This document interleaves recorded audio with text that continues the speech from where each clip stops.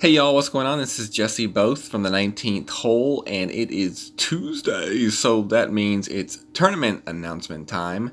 A little bit late getting this done, but we are here. We're ready to announce the tournament. We've got the Monster Marsh Tournament here, and that's going to start on October 14th, which is next Monday. So in this video, we'll talk a little bit about the tournament, and then we'll go over the holes a little bit here to get you all ready to practice starting on Thursday. So basically, same format as all the other tournaments. We have 4 divisions of play. Qualifying starts on Monday. You have 3 days to qualify. If you qualify, you play in the opening round on Thursday and Friday. If you finish in the top half of your opening round bracket, then you get to play in the weekend round on Saturday and Sunday. Qualifying lasts 24 hours per day. Opening lasts 48 hours, covering 2 days, and then weekends cover Saturday and Sunday, 2 days for 48 hours as well. You have the 4 divisions: Rookie, Pro, Expert, Masters. These are the prizes that you win for first place. If you do make it to the weekend, the prizes will scale from places 100 to first place. So the better you finish, the better prizes you get. Playing in each division, you can also win chests. And, if you play in the Rookie, you can win Tour 3 chests. If you play in the Pro, you win Tour 6 chests. Expert, Tour 9. Masters, Tour 12. And you win these chests by winning any hole during the tournament. And much like the chests that you win on Tour, these chests will also give you club cards. But they do give you a little bit more as far as the amount of club cards than you would normally win in Tour play. So definitely keep that in mind. And, just remember that the more you win, the more chests you get and the more cards you get. So sometimes playing in a little bit higher division can have benefits in these tournaments. These are the rules for the tournament. Rookie plays from the first tee, Pro Expert play from the second tee, and the Masters play from the third tee. The winds do change and go up as you move up the divisions, as does the needle speed increase. Expert and Masters has the extra hidden spin, which means you will not be able to see your opponent's spin and ball guide when they are setting up their shots. Rookie and Pro, you still will be able to see those spins. So we've got the Monster Marsh Tournament, and it's taking place on the old Sunshine Glades course, which was the Ghostly Tournament last Halloween. So they're reusing the course for this Halloween tournament as well. They have switched up the hole numbers just a little bit. Let's see, we talk about these holes here, and we're going to talk about what courses you can find these holes on, just in case you do want to kind of look at some of the older content. Holes 1 and 2 only findable in the Ghostly Glades tournaments. Of course, all of these holes are findable in Ghostly Glades, but some of them are other places as well. So hole number 3, you can find it in Sunshine Open and the First Anniversary Tournament. Hole number 4, you can find that in the Easter Open, Sunshine Open, Cinco de Mayo, and the Voyager. So hole number 4 has been featured in a lot of tournaments here. Hole 5, Ghostly Glades, Sunshine, Cinco de Mayo, and Voyager, also another popular hole. Hole number 6 is Ghostly, Easter, Sunshine, First Anniversary, Cinco de Mayo, and Voyager. So much like hole 4, hole 6 has been played in a lot of tournaments as well. Hole 7, Ghostly Glades only. Hole 8, Ghostly Glades and the Easter Tournament. And hole number 9, Ghostly Glades and the Easter Tournament. So a lot of these holes were played in the Easter Tournament, and all of them were played in the Ghostly Glades Tournament. Me personally, hole number 4 has always been my favorite hole at this course, and I expect it to be some really good scores here on this course as well for this tournament. But it's definitely going to be a fun one, and hopefully you all definitely can kill it in this tournament. So I'm going to actually go through these holes 1 through 9 and kind of like do a little bit of review as far as the elevation and some brief, talk on the routes and some different ways to play these holes, really just so that you're going to be ready for practicing, which is going to start on Thursday. These courses will be available on Tours 4 and Tour 7. I would check those tours right now and see if they're available on either. Off the top of my head, I can't remember, but I do know on Thursday this course will be available on those 2 tours. Unfortunately, that means Masters kind of gets left out, and but they're Masters players, they're good players, they're going to be able to figure it out. They will have practice days. But for the rookies, Tour 4, and then for the Pro Expert, Tour 7. It's always fun when they put these courses on one of the lower tours where you can play friendlies against people and kind of try to get a little practice in. So, all right, we're going to go ahead and switch focus and talk about these holes 1 through 9 in just a second here. Let me turn this camera off. All right, so we got hole number 1 here, starting off with a par 3. I would say play this one at plus 10%, and you're going to be looking at either some sort of a skip shot off this little fairway area towards the hole, or some sort of a rough bump towards the hole on this one. As far as the rookie goes, you're going to be looking at either the Goliath skip shot or the Viper rough bump. If you do have a sniper, this would also be a great place to use a sniper for a rough bump as well. As far as the ball goes, Quasar ball would probably be good. Pro Expert, I really like the sniper here, and Katana and up. So Katana, Kingmaker. I think the play that you'll see here, though, in the higher level divisions will definitely be that rough bump at plus 10%.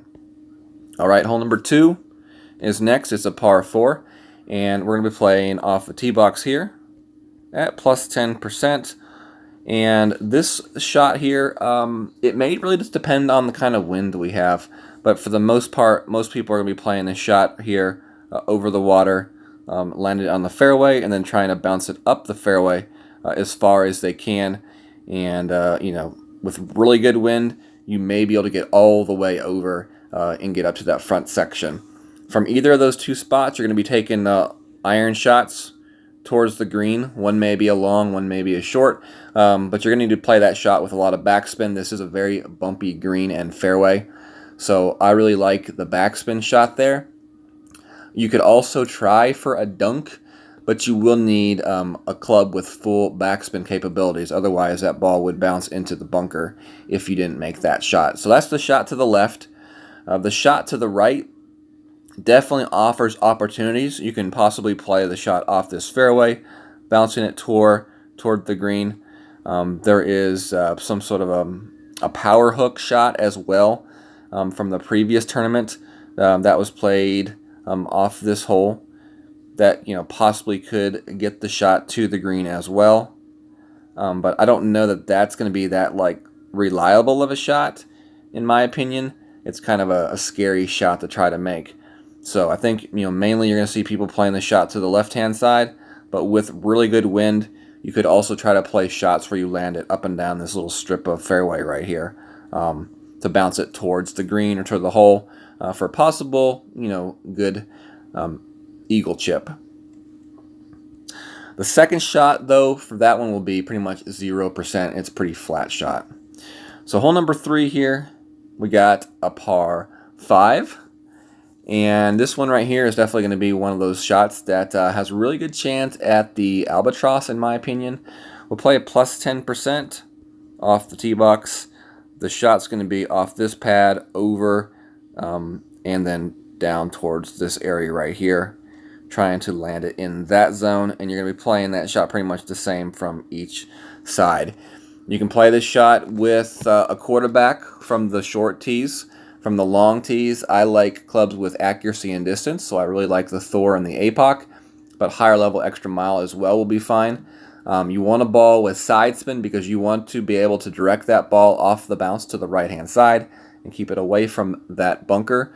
So for that reason, I say like a Katana lower levels or a Quasar with curl. For the higher levels, I definitely like the Kingmaker. For your second shot, we're going to go with a 0% elevation change here. And we're going to be playing, if you're farther back in the fairway, you'll have to skip it over. But if you're far enough up in the fairway, then you can play the shot over this rough to this fairway and then try to take your shot to the hole for the possible albatross. And I think this is going to be a hole where you definitely see a lot of albatrosses happening in this tournament. And we'll just have to see what we have wind-wise and what we need to do to try to, you know, dial this shot in. So for the rookies, if you have a sniper. If not, I like the Viper for that shot. If you don't feel like you have the distance to make that shot, then you could think about the big dog just to make sure you guarantee yourself the eagle. This is definitely a hole where you want to guarantee yourself an eagle for sure. There is also, depending on the wind, a power curl shot on this hole that has been used previously, where it comes in, it bounces here, and goes over the water, lands somewhere hopefully in this rough, and then rolls out to this fairway. That leaves you a chip to the hole, or if you get lucky, you may get a bounce on this fairway and roll through this rough to somewhere in here for a nice little chip to the hole. So that's definitely another option that you have if you have the correct angle wind and enough wind to try to make that shot. And that was a shot that you had to play with like a power 5 ball. So, but it's definitely something that is possible. So if you are playing in the higher level divisions, it's definitely something to keep in mind and think about when you are playing this hole. Hole number 4 is going to be plus 20% off the tee box. And this, like I said, is one of my favorite holes on the course. From the shorter tees, you're going to be wanting to play an extra mile. You want to take your shot. You want to land it in this zone right here. You want to use backspin and left spin to bounce it over the bunker. You want it to bounce right here and then roll to the hole. It may be possible that the best play you can have if you have a driver without a lot of curl is just to try to play it up into this zone right here, and then a very short little chip to the hole. There is also a rough bump here that you can play towards the hole as well. Some people opt to play that way.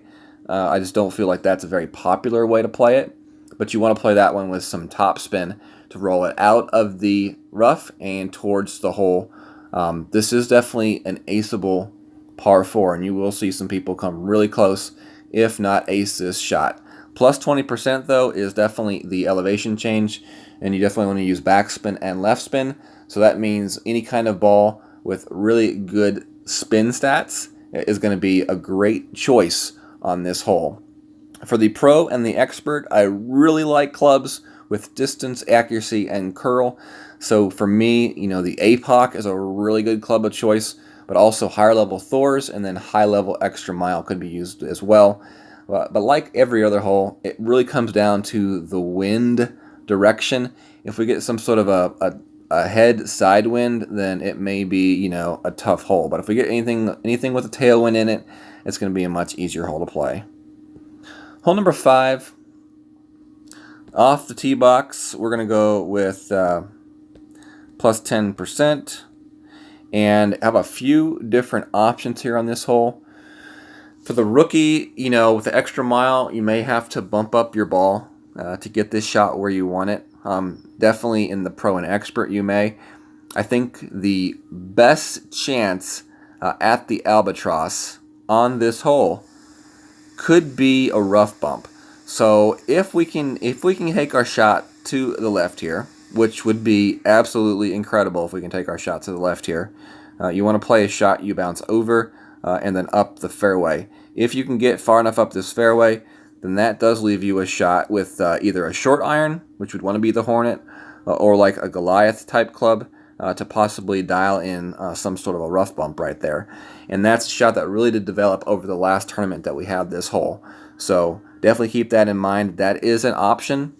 The normal way to play this hole is to the right-hand side where you bounce in here and use some topspin and left spin to take your shot as far up to the top left as you can. Definitely be sure to not use too much topspin because you can roll into the bunker here. From there, you have a nice little sniper or viper shot towards the green, and that is definitely a possible way to dial in your shot as well.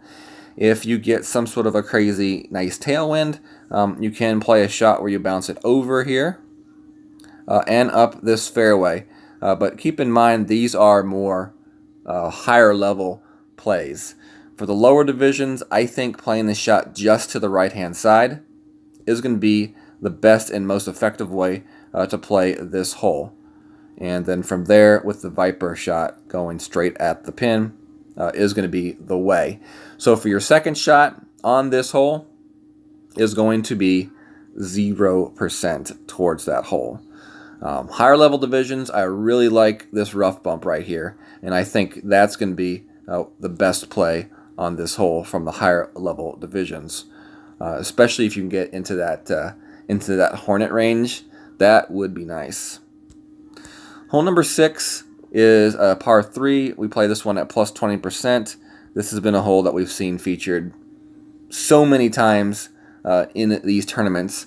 And if you're playing in the rookie, you're going to be playing, a Viper or a sniper shot over here. You want your second bounce to be all around the fringe with backspin and right spin. You'll aim that shot towards the hole. So this is definitely another hole that is probably important to.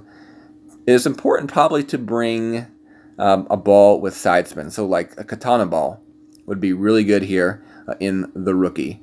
You could get away with the quasar as well, and definitely pay attention to that wind as far as curl amounts goes. If you have a left to right wind, you probably not want to mess with curl too much because you don't want to mess with that bunker right there.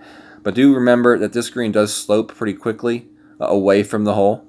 So if you go too far past it, it will slope, but it also slopes right here downwards. So you can also play your shot up that way to be a little bit safer. But this is going to be another hole that I think people will dial in and have a really good chance at the ace. So if you're playing from the higher level divisions and you have some sort of a side or headwind, that gives you the chance to play a driver with a lot of backspin, with backspin and right spin, and play that one toward the hole from right there. If you have tailwind, then you're going to go with a sniper and play it much like we play it in the rookie division. All right, hole number 7 is next, and this is a par 4. And this is a very interesting hole. Off the tee box, I would say it's about plus 10%. And with a big topper, you can go with like a double bounce here. You can bounce it right here, off this island, and then into the rough, and then roll it onto the hole. It will take a very accurate shot playing from that first tee. So it's one of those shots that if you don't hit it perfect, like perfect, you may really be in trouble, like as in water. So it's definitely one of those risk versus reward shots. If you have higher level clubs, you can try to play a shot off this fairway to bounce it off this rough and then roll it towards the green that way. That's another option that you could play, and that just may be requiring higher level clubs and an increase and upgrade on your ball. But that's definitely an option. The other option is to play the shot off this island right here with top spin and left spin and roll the shot up the fairway this way, trying to get it up in this area past that tree line to be able to make a shot towards the pin. From there, I would really look at backspin shot or the dunk because this green is very lumpy and it's a very tough green to hit and then roll your shot in with. So the dunk is probably going to be one of those shots that a lot of people do look at if they're not trying to go for the green in one.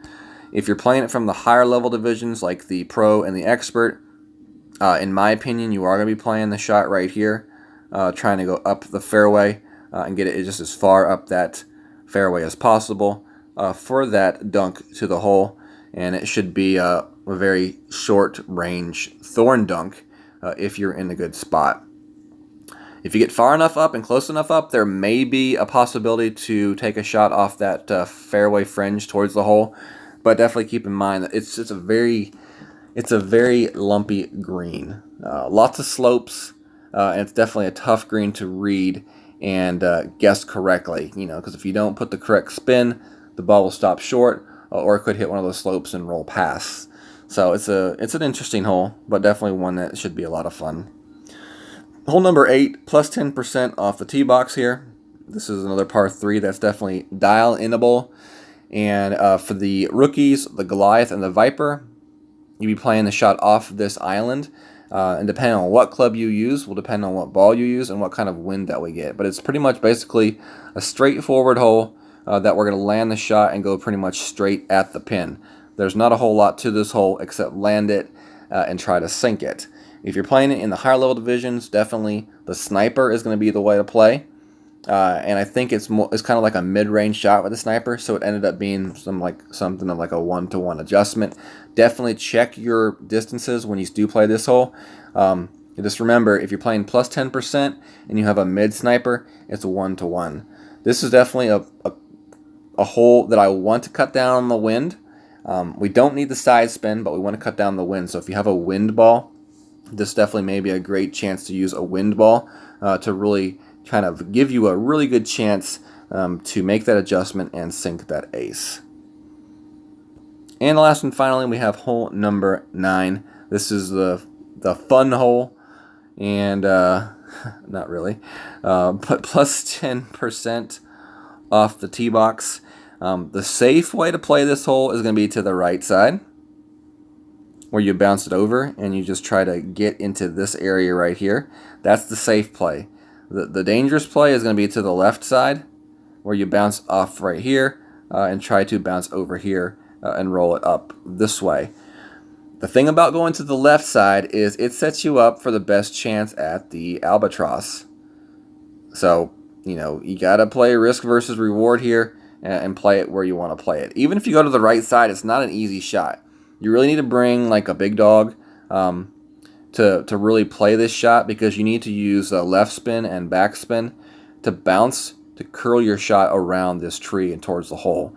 And basically trying to get that shot to fall from right there is next to nothing. If you do, definitely, it's your lucky day. Go find a casino, gamble some money.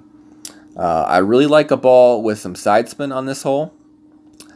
But if you want to try to play to the left side, in the rookie, you may have to use a higher level ball. In the pro expert, you definitely will probably have to use a higher level ball, unless they give us a really easy peasy tailwind, which I don't think they'll give us an easy peasy tailwind, but you never know. Last time we had this hole, we had to use power 4 balls in the expert, and I think basically power 5 balls in the rookie. I do believe playing to the left side is worth going for, because I do believe it gives you a really good chance at the albatross, especially if you're playing it with the sniper. Even the Viper, to a certain extent, could be a really good club to use in the lower levels if you don't have access to the sniper. So that's basically it. Holes 1 through 9, I will be doing probably guides this week for some of the divisions, so definitely keep your eyes open for those. And you know, we're gonna be doing our streams next week, Tuesday, Wednesday, Friday, and Sunday, all about 9:30 Central Time. So if you are late birds here in the United States, you will be in luck. Otherwise, you can always watch the replay on the YouTube, and hopefully you can pick up some tips. So thank you all very much. If you're not yet joined on the 19th hole on Facebook, definitely do so. Just go to your search bar and type in Golf Clash the 19th hole. Would love to have you there as a new member. And don't forget to hit that thumbs up on the way out. Also subscribe to the channel and set up your notifications if you have not done so already. That way you do receive updates when I release new videos. And then also during tournament weekend, I do my live feeds. We have a lot of fun in those streams, and it's just kind of a great place to come hang out, watch, and talk in the chat. So I hope you all have a good evening, and good luck in practicing for the new Monster Marsh tournament. Later.